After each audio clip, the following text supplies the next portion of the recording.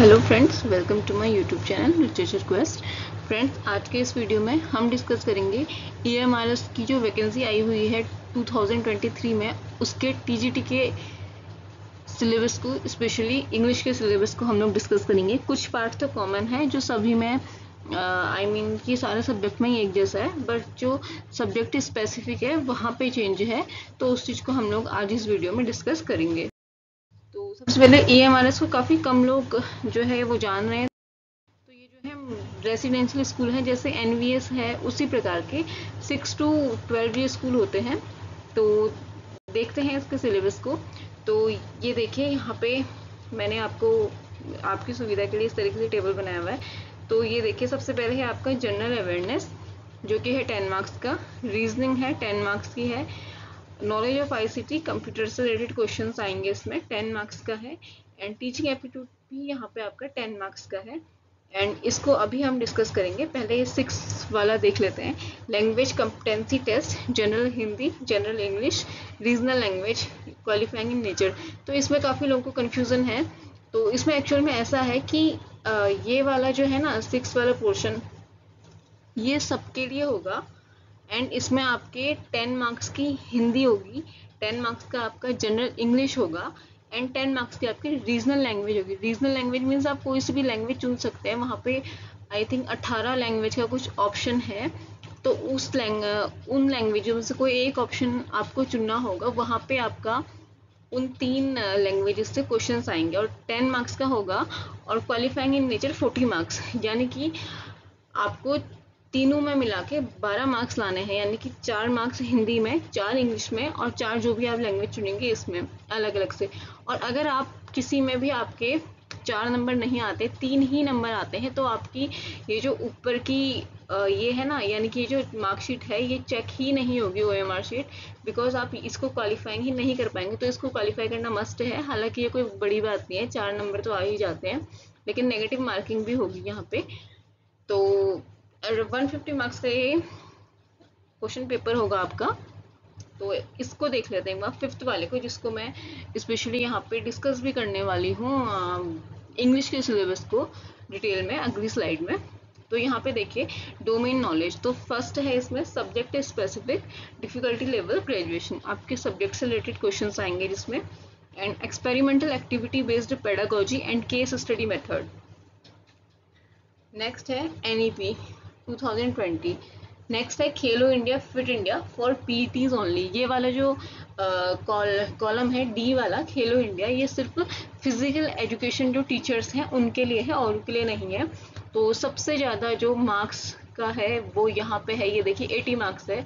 65 marks जिसमें आपका subject specific है जो, उससे आएगा। 10 मार्क्स का आपका एक्सपेरिमेंटल एक्टिविटी बेस्ड क्वेश्चंस जो होंगे उससे आएगा। एंड 5 मार्क्स जो है C+D, यानी कि जिन जो PTs वाले हैं उनका D वाले कॉर्नर से आएगा, इससे भी आएगा। एंड जो अदर बच्चे हैं उनका NEP से आएंगे 5 क्वेश्चंस, ठीक है। तो सबसे ज़्यादा जो ध्यान देने की आवश्यकता है वो यहाँ पे। बाकी ये सारी चीज़ें सभी के लिए कॉमन है।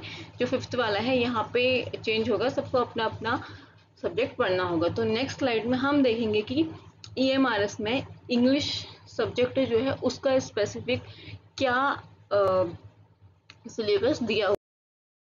तो देखिए, पहले है इसमें रीडिंग कम्प्रिहेंशन सेक्शन A, जो 65 मार्क्स थे आपका सब्जेक्ट की, उसकी बात यहाँ पे की जा रही है।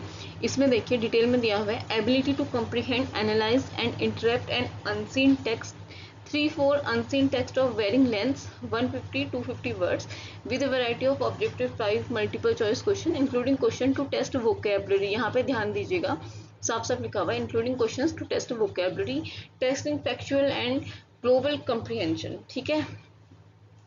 यानी कि यहाँ पे आपको 3 से 4 पैसे जा सकते हैं, या 3 आएंगे या 4 आएंगे। प्रोज भी आ सकता है, पोट्री भी आ सकती है, ऐसा कुछ स्पेसिफिक यहाँ पे लिखा हुआ नहीं है।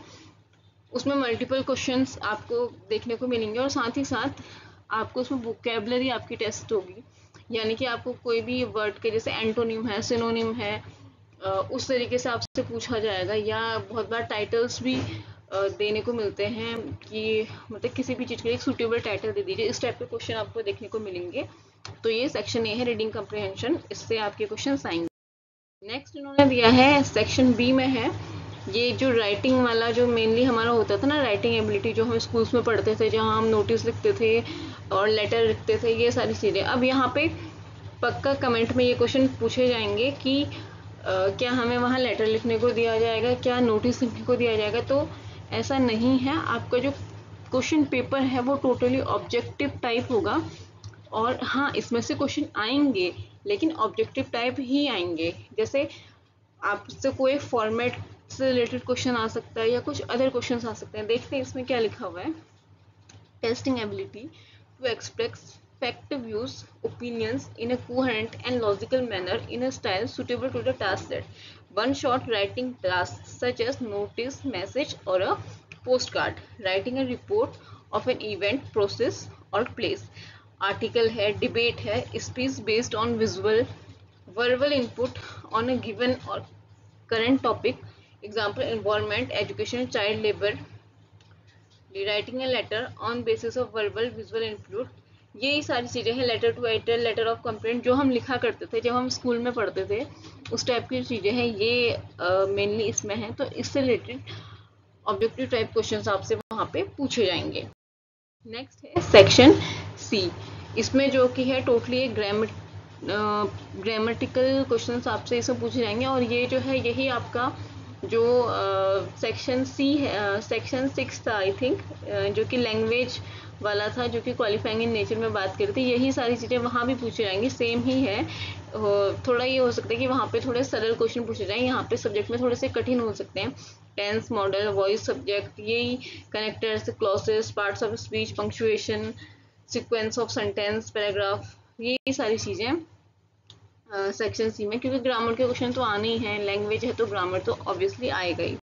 नेक्स्ट है आपका सेक्शन डी, जो कि लिटरेचर पे बेस्ड है। यहाँ पे आपसे जो राइटर्स के वर्क्स हैं एंड उनकी जो पर्सनल लाइफ है उससे रिलेटेड क्वेश्चंस यहाँ पे आपसे पूछे जाएंगे। इंग्लिश टीजीटी अगर आप बनना चाह रहे हैं तो आपको लिटरेचर की भी जानकारी होनी चाहिए। तो यही सारी चीज़ें हैं इसमें है। The candidate should have a thorough knowledge of Shakespeare's works, romantic periods, example Shelley, Wordsworth, Keats, Coleridge, Byron etcetera. यानी कि 19th सेंचुरी 18th सेंचुरी के यहाँ पे जो राइटर्स हैं वो दिए गए हैं। कुछ के नाम है क्योंकि स्पेशली यही जो उस टाइम पे रोमांटिक राइटर्स थे, रोमांटिसिज्म ही फेमस था, तो वही यहाँ पे दिया गया है। नेक्स्ट है 19th and 20th century American and English literature के हैं। इसमें है रॉबर्ट फ्रॉस्ट है, हेमिंगवे है, टेड ह्यूज है, Whitman, Hawthorne, Emily Dickinson and Bernard Shaw. ठीक है। नेक्स्ट है modern Indian writing in English, जिसमें कि Anita Desai, Vikram Seth, Nissim Ezekiel, K N. Daruwalla, Ruskin Bond है, आर.के. नारायण है, मुल्कराज आनंद है एंड खुशवंत सिंह है। नेक्स्ट है modern writings in English from different parts of the world.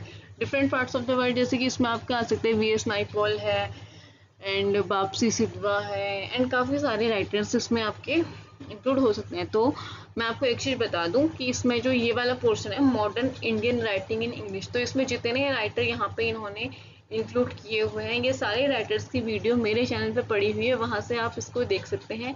And Shelley, Wordsworth, Keats, Coleridge, इन पे भी वीडियो बनी है। बायरन पे शायद वीडियो नहीं होगी, पे भी वीडियो आ जाएगी। इसके अलावा अदर राइटर्स भी हैं एंड अमेरिकन वालों की भी मैं वीडियो आप लोग को बना के दे दूँगी। एंड इसमें भी जो राइटर्स बचते हैं ये वाला पोर्शन मैं कोशिश करूँगी कि मैं इसकी जो वीडियोस हैं वो आप लोग के लिए अपने चैनल पे डाल दूँ। और तब तक के लिए जब तक मैं इसका मैटर जो है वो तैयार करती हूँ, आप जो ये वाला पोर्शन है इंडियन राइटर्स वाला, ये वाला मेरे उससे देख लीजिए एंड कॉलरिज और ये वाला वर्ड्सवर्थ इनको देख लीजिए। तब तक मैं 1-2 दिन में इसका मैटर वगैरह इकट्ठा करके काफ़ी अच्छा आप लोग के लिए जो मैटर है वो फ्री ऑफ कॉस्ट लाने की कोशिश करूँगी। तब तक के लिए thank you for watching. And आप लोग अगर एग्ज़ाम देने वाले हैं, फॉर्म भर रहे हैं EMRS वाला, तो मेरी तरफ से आपको बहुत सारी best wishes and best of luck for your exams. Thank you for watching.